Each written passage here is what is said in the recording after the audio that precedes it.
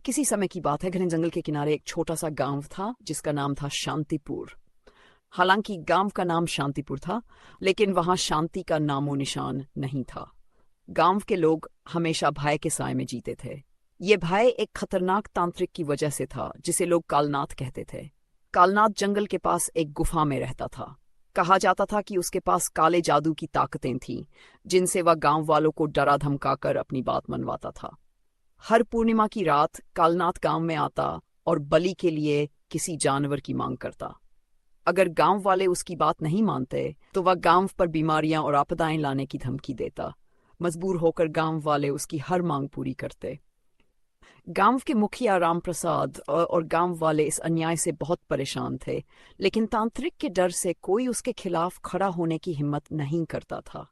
राम प्रसाद की बेटी जानकी, जो एक बहादुर और बुद्धिमान लड़की थी, इस डर और अन्याय को सहन नहीं कर पा रही थी। उसने ठान लिया कि वह गांव को इस भय से मुक्त कराएगी। एक दिन जानकी ने अपने पिता से कहा, पिताजी, इस बार हम चुप नहीं रह सकते, हमें तांत्रिक का सामना करना होगा। रामप्रसाद जानकी के साहस से प्रेरित हुए, लेकिन फिर भी चिंतित थे। जानकी ने उन्हें आश्वासन दिया और अपनी योजना पर काम करना शुरू कर दिया। जानकी ने कुछ भरोसेमंद ग्रामीणों के साथ कालनाथ की गुफा की निगरानी शुरू की।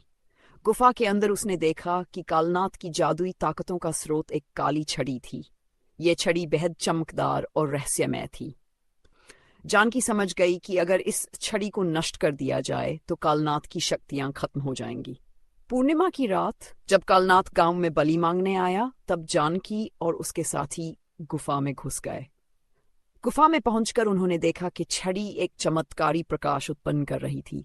जानकी ने हिम्मत जुटाई और छड़ी को तोड़ने का निर्णय लिया। जानकी ने गुफा में रखे एक भारी पत्थर का उपयोग किया और छड़ी पर पूरी ताकत से प्रहार किया। जैसे ही छड़ी टूटकर बिखरी, गुफा के अंदर से एक तेज आवाज आई और अचानक सब कुछ शांत हो गया।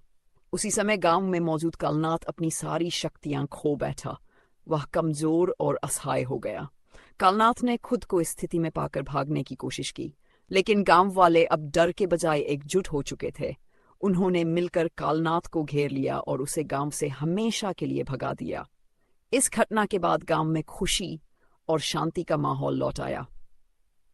जानकी के साहस और बुद्धिमानी ने गांव को उस आतंक से मुक्त कराया जिसने सालों से सबकी जिंदगी को बर्बाद कर रखा था।